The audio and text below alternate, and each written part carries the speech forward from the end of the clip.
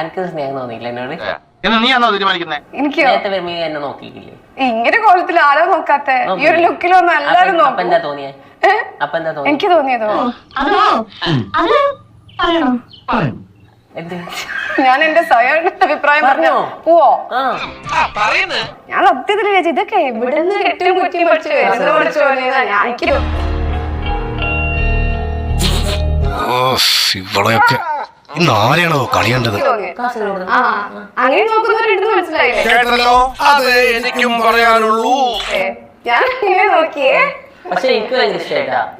പക്ഷെ കല്യാണം കഴിഞ്ഞാൽ പറ്റൂ. കാരണം ഞാൻ യൂസർക്ക് അത് വാങ്ങാറില്ല പറയുന്നത്.